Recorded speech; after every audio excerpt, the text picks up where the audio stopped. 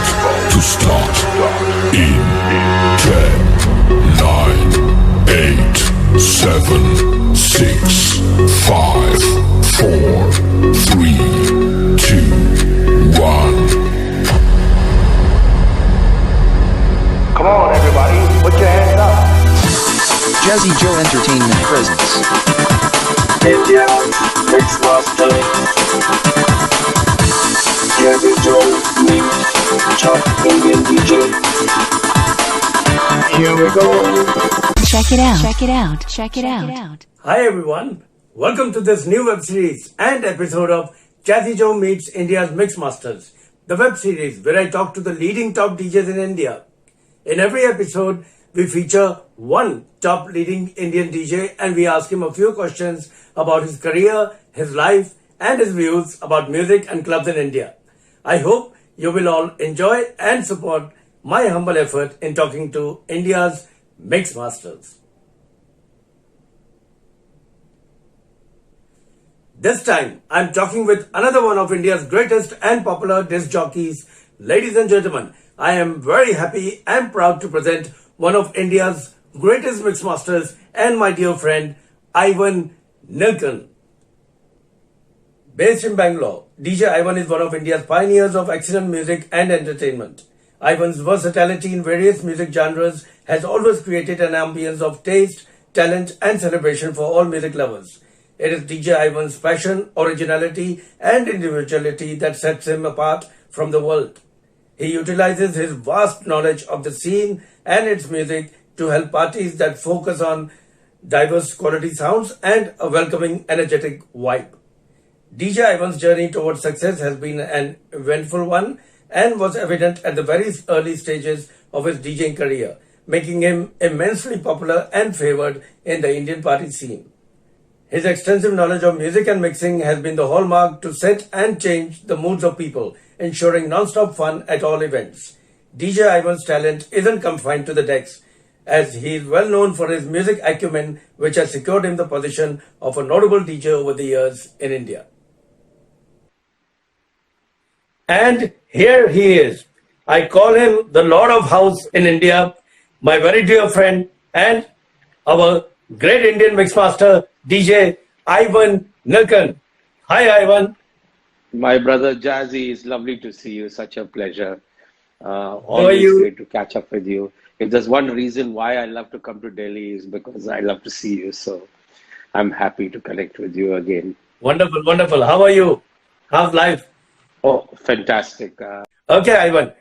Let us start with your first day in the DJ console. Your first experience. How was that like? Jay Davis, who you know, an iconic guy with sound in Bangalore, did an installation for Time and Again, the nightclub in Bangalore on Brigade Road.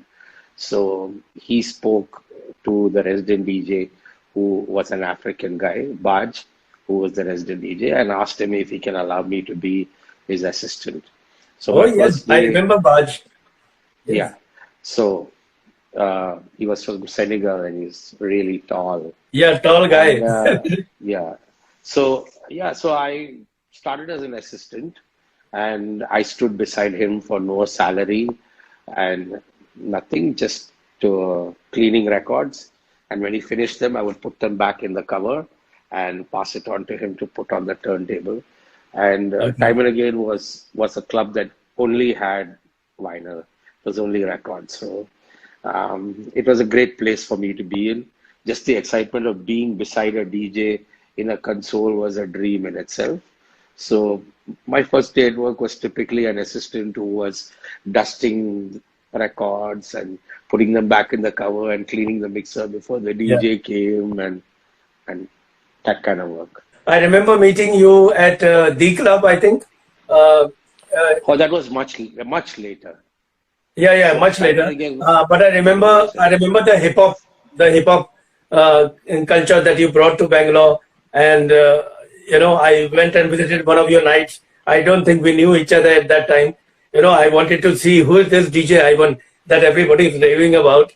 And I saw what you were doing with the frequencies, with the pots, and how you were mixing, and it was amazing the vibe you brought to the dance floor at that time. And I came and introduced myself to you, and the rest is history. I think, we performed so many times together. But do you remember any of those clubs, Bangalore clubs that were instrumental in your journey till today? Yeah, absolutely. I mean, I was in Time and Again for about 3 years. Then I went to a place called Midnight Express for about 3 months. And then I moved to D Club. Now, D Club used to, when I was at Midnight Express, D Club was running in a badminton court. And the Okay. acoustics were really awful.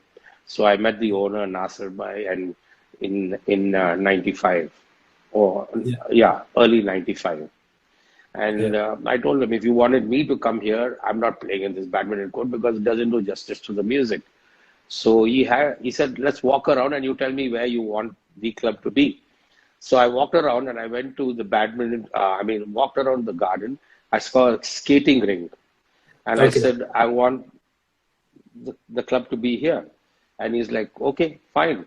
So I met him on a Sunday, and in 4 days, he made a hut Oh, with a thatched roof and hollow bricks as walls on the side. And he made okay. a hut um, from that skating rink. And he had an amazing JBL system, which he had brought from Davis. There was Ravi, DJ Ravi, who was on the lights at that time. Okay. And um, we just got in there. It had the best sound system, and we literally created magic. The vibe was amazing. There would be 500 people on a Wednesday, a Yeah. thousand people on Friday, 2,000 people on Saturday, simply because we were the only place that was open post 11:30. All the pubs in Bangalore closed at 11:30. So it was a very unified scene where all the people from Bangalore, from all the pubs gathered together and came out to the club. And we would go on till 3, 4 in the morning. Yeah. And yeah, it was something that, and I started playing house music. I started in 92. So I started playing house music in like as soon as I started. And but by the time I reached the club, we were playing Todd Terry, Frankie Knuckles, David Morales, Angel Morris, MK. We were playing proper Yeah. house music without even knowing it was house music. Yeah. It just sounded good and we played it. And the people were so open-minded, they would dance to everything. And at 1 o'clock Yeah. in the night, we would play Bone Thugs and Harmony and we would play hip hop. That was the deepest hip hop possible. So, I mean, unconsciously, we were creating a scene that was so amazing without even knowing it was house music or really gangster hip hop or this, that, or whatever.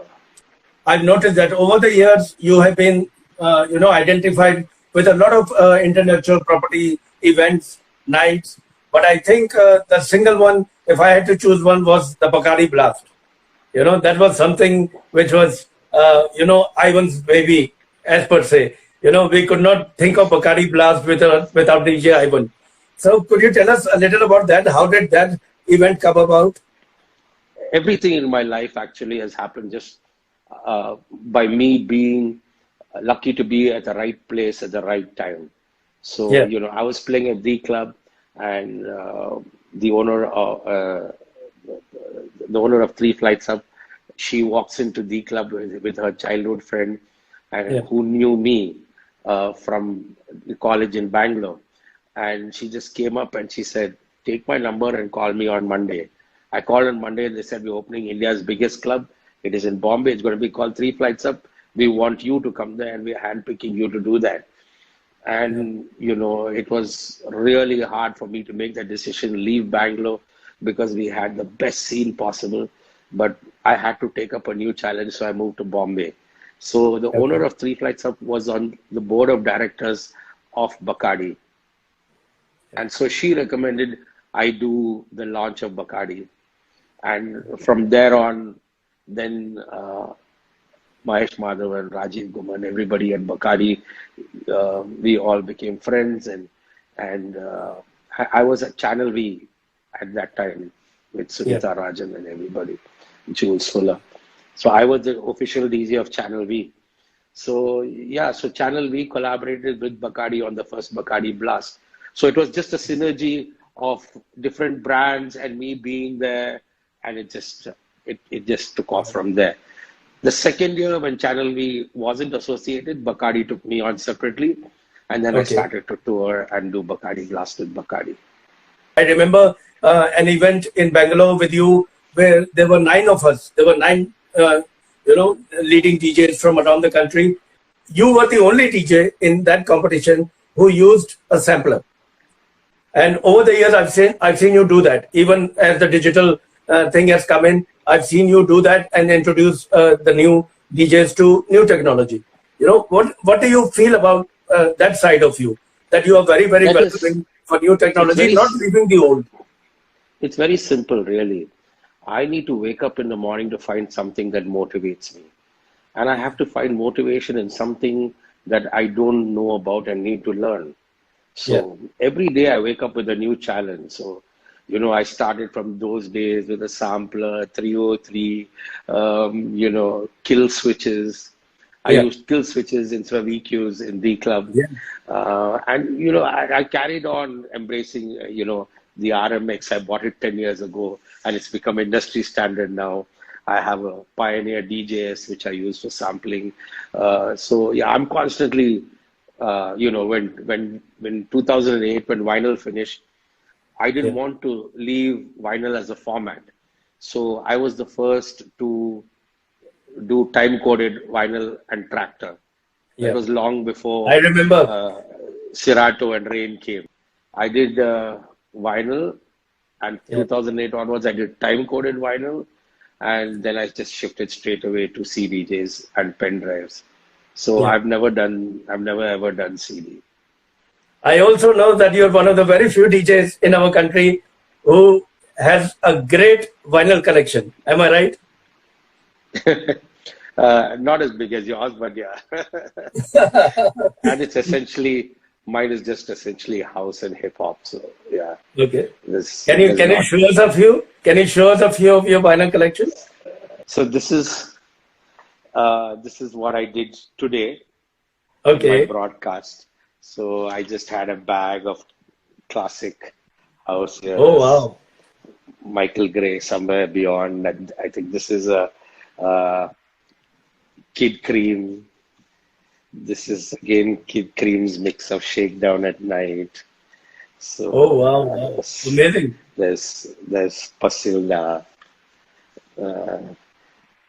Madan. Yes. And World Hold. Yeah, they're really worn out those. So this is my go-to anthem bag. Okay. That is Call on Me. Yeah. So. Wow, amazing. So yeah, there's Deepest Blue, there's Chicane, there's Express 2's Lazy. Oh wow. Usher, Nas. Yes, Nas. If I Rule the World with Lauryn Hill. SWV. Yes, SWV. Dr. Dre's first Dr. album, Dre. The Chronic. This is yes. Wow. This amazing, Ivo. Amazing. Yeah, this is the first time we heard Snoop Dogg. On the just amazing. A G thing. That record, just a G thing. So yes. This is of course my all-time favorite hip hop record. So I had to pay about £15 to buy this in London. Okay. Big Papa, Notorious B.I.G. Wow, fantastic. So yeah, then we have Gin and Juice. Yeah. Laid Back. Regulate. There is, of course. Amazing. Tupac.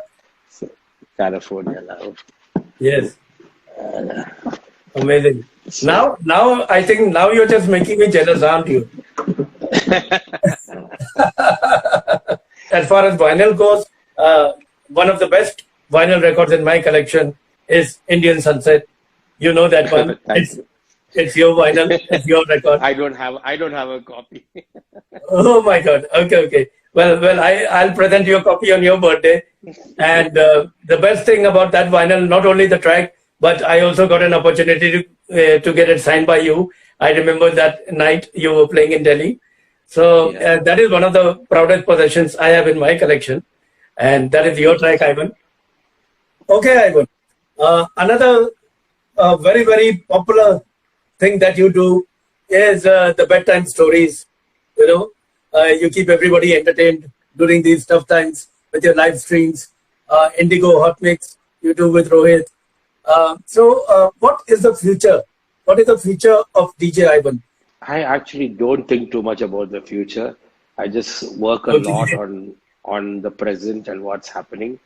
And bedtime stories happened last year in the first lockdown.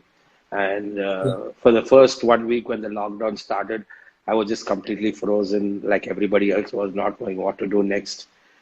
The thing about Instagram is, and we all know, it's so challenging because of the copyright issues. So I had to choose a kind of music that would not get flagged easily. So it obviously could not be mainstream commercial music. It had to be a little more deeper, on the deeper side.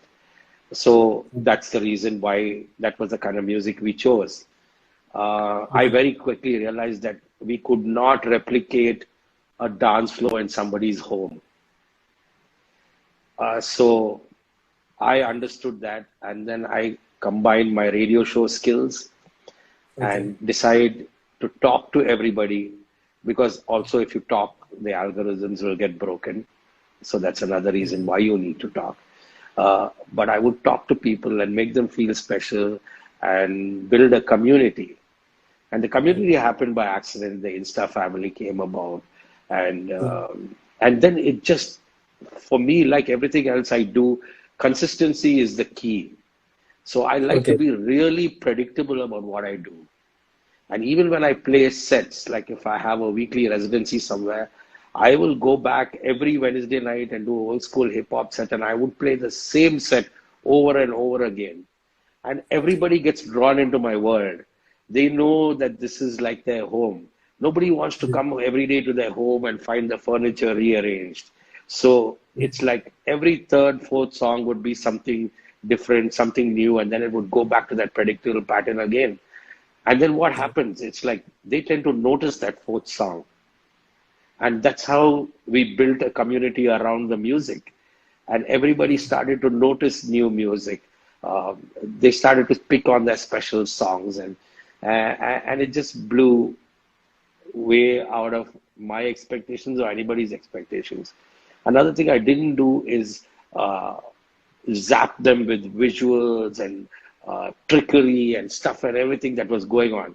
It was just like this music playing. Of course, the music would be sounding great because I ensured that we got the technology right when it came to reproducing music in somebody's home. So if he cast on the TV or he cast on his headphones or wherever, he would hear amazing quality music. So that was what it was about. And we made it about the music. And, you know, we had people trolling us. We had people abusing us. But it got so fine-tuned as a community that when people started to do abusive stuff and they came into the broadcast, they understood that they were not wanted there. People ignored it and they would drift out. So, yeah, it ended with us, with me getting the best broadcast in lockdown from Inca, which was just a feather in the cap. So, yeah, broadcasting was that. On the radio, of course, we have India's longest running dance music magazine show, probably the world's longest dance music magazine show, which has been 21 years. We've been on the Hot Mix with Rohit Bakar and myself on Indigo.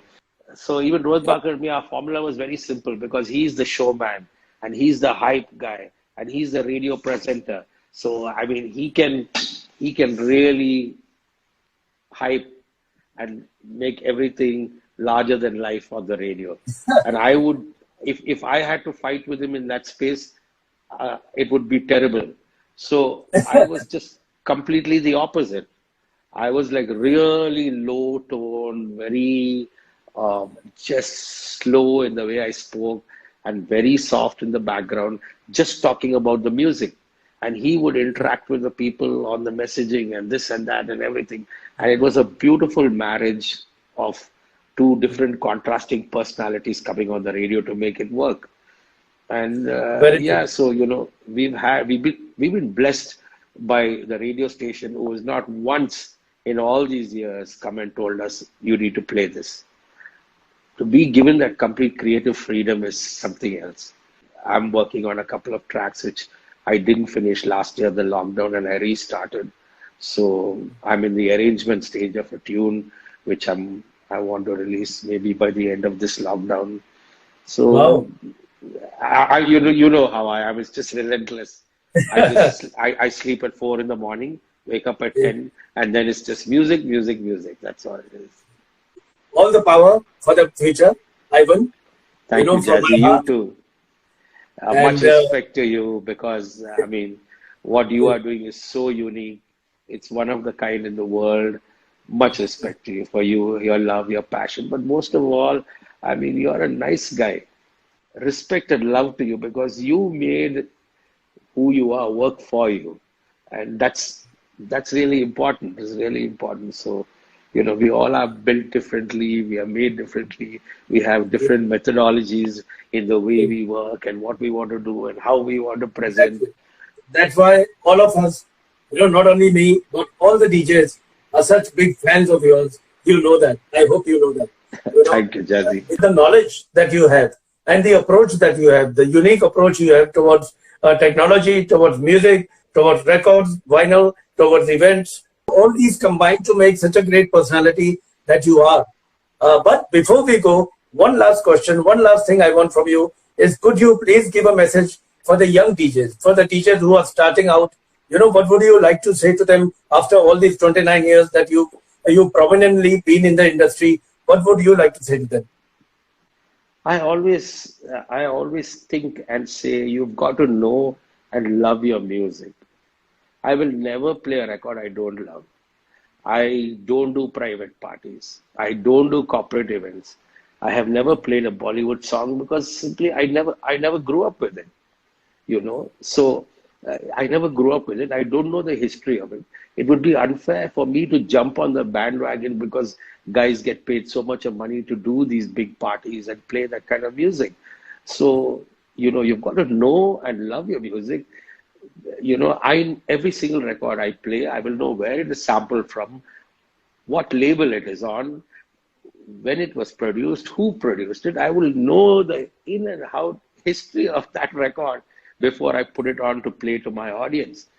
So it's a foolproof method. You're going there, you believe in the song, you're playing it.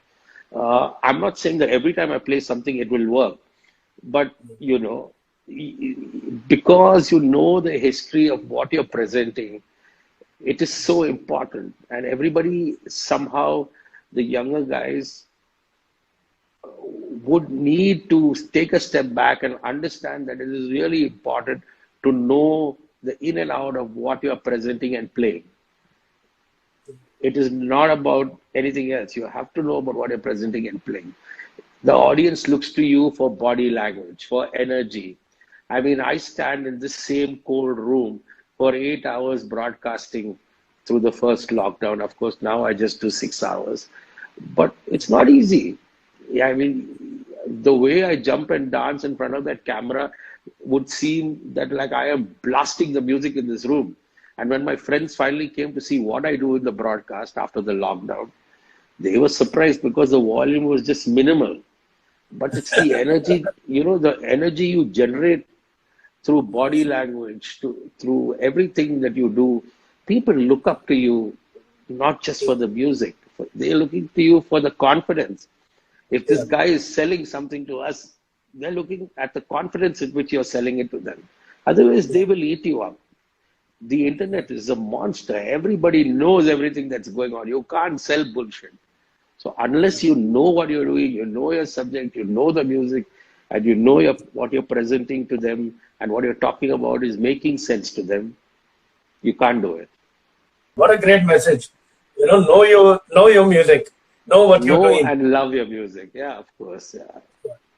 Wonderful. Great, Ivan. As always, it's great talking to you.